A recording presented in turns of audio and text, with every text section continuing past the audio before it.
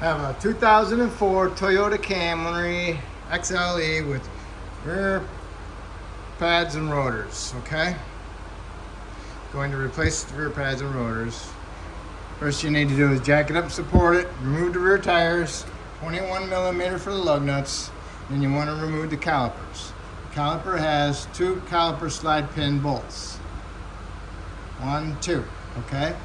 Remove them. They had a 14 millimeter head, okay? This one doesn't have the bushing on it, but the bottom one does. And it looks like that. And here's the bushing, all right? On this side, the slide pin was frozen inside of the caliper bracket. So the bolt broke off and the rest of the slide pin is still inside the caliper bracket, okay? So remove the caliper, set it aside, and here's the bracket, okay? The bracket's held on with 2 14 millimeter head bolts, okay?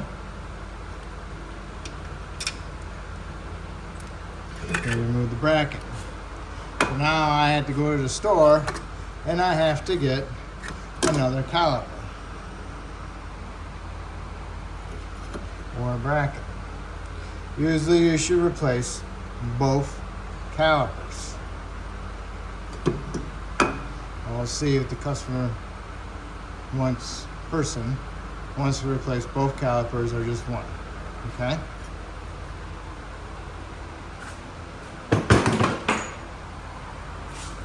So next step is to get the rotor off, okay? It's bonded on there with rust, so you need to break it loose. Get yourself a mini sledge.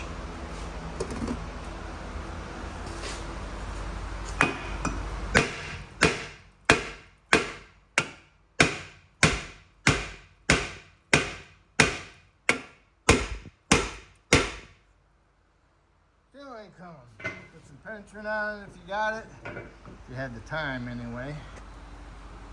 So, alright,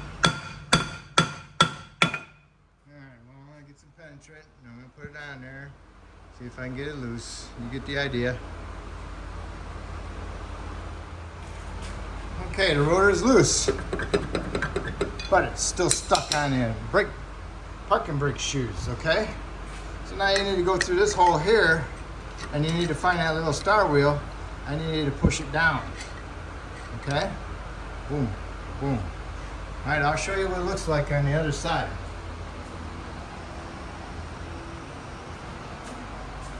You're actually going through one of these holes, okay? And there it is, right there. So what you're doing is sticking this screwdriver in there and getting on the teeth and you're pushing them down, okay? All right, so you want to go down with it. You don't want to go up with it, okay?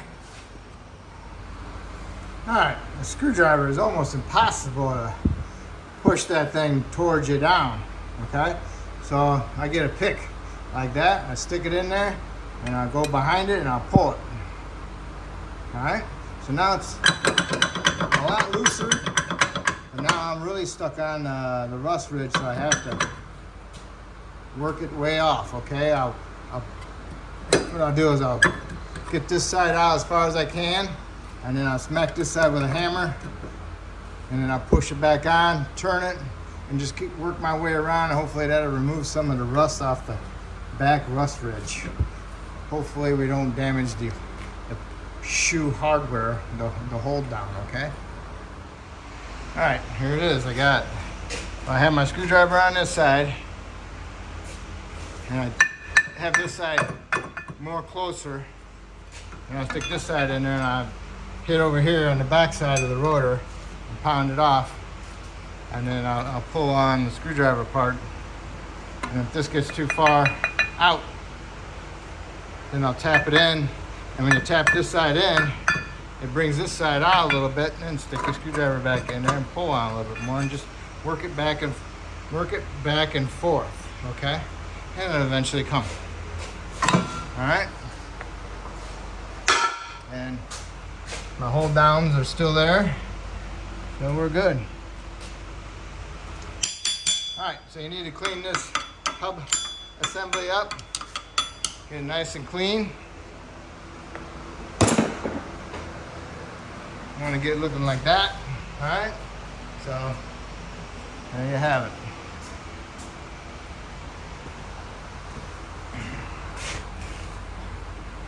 And also on your caliper brackets, if your calipers came off, you want to clean these caliper brackets up. You want to take the hardware off of there, you know, these, get those off. And then inside there, you want to clean that surface up. It's full of rust, okay? You got to clean that up, because if you don't clean it up, then it's not going to allow your pads to move properly, because rust expands, okay? And then when you're going together, you want to put some new lube on your pins. Push them in there, your slide pins. Push them in there, in and out, and work it around. Do not pack them full of grease. Not grease, but Seal Glide or brake lube, okay? All right, got your hubs clean. Put some anti-seize on the back of it. Nice film of anti-seize to keep it from rusting. Make sure you put your new rotor on. Make sure the hole's open to the other hole for future disassembly. And also clean your rotors off with soap and water, brake clean, glass cleaner, something. And then there you go. And now we'll work on our calipers. All right, if you got the old calipers brackets, then you need to clean them up and then paint them, okay? Because you want that no rust on there. And after you got them painted and you let them dry, you want to go ahead and put the hardware on them. The button clips, okay? Make sure they're in there properly. All right. And then when you got that done, then you can bring them over to the vehicle and you can put the 2 bolts in them and snug them up. And then we'll have to torque them. All right, you got the caliper brackets on. With the bolts snugged up, now you need to do is torque them to 34 foot-pounds, okay? And then next we'll do is put our brake pads on. All right, now that you got your caliper mounted and torqued down to 34 foot-pounds, now it's time to put your pads on. And your pads should go in there nicely, smooth. If they're a little stiff because they're aftermarket, you might have to grind them down just a little bit here or there. Okay, I ground down on the sides so it fits in that nicely. Okay, want to be able to push it in and pull it out, all right? Because you want them to be able to move in there. Same thing when you get it all the way in there. Just like that, and then you can pull them out, okay?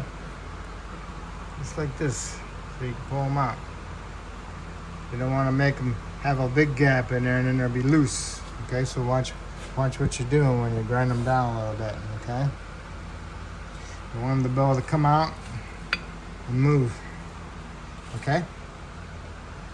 So now we can put our caliper on.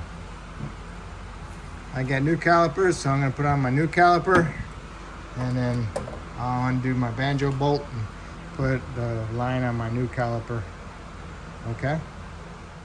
Okay, you get the caliper on, put your slide pin bolts in, put some fresh Seal Glide on them or brake lube. Do not pack the knuckle, the bracket full of lube because you won't be able to compress it. You won't be able to put your pins in. Okay? So you want to torque these to 20 foot-pounds. Alright? And next we're going to work on, if you're replacing the caliper, you're going to be working on is removing the banjo bolt and putting it over here with the new one that came with it. Alright? And if you're replacing your calipers, make sure your bleeder's on the top, because you can flip them and the bleeder will be on the bottom then. Alright, so what we need to do is get some pinchers or some vice grips, small ones, put them on there just enough to stop the flow of fluid. I don't want to totally pinch the heck out of them, okay? And next we will move the banjo bolt, and that's a 14.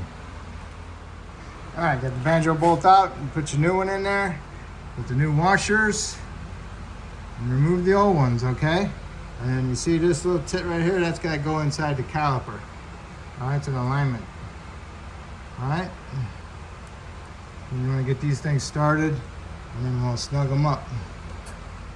Okay, you get your brake line on, got it inside the caliper, got it mounted nicely, the line's not twisted. Snug up your banjo bolt, then you want to torque it to 24 foot-pounds. Then you want to remove your bleeder screw. This one happens to be 8mm. Put some anti-seize on it, and then you want to put it back in. But don't tighten it, because you want it to gravity bleed if it can. Okay? Leave it undone. See if it'll drip. Let it drip for a little bit. And then when it's dripping, you just go ahead, tap it with a hammer. That vibration will go around inside there and loosen up some of the air bubbles around the piston. And then you can go ahead and snug it up.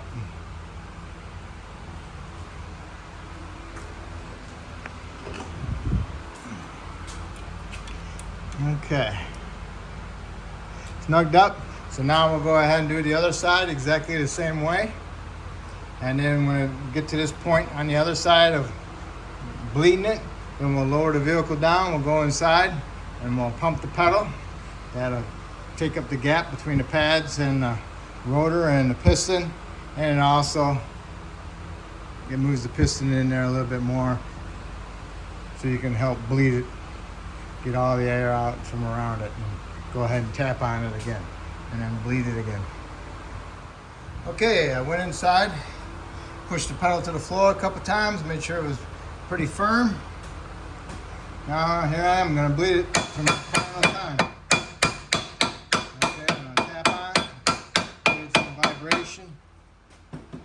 Then I'll open it up,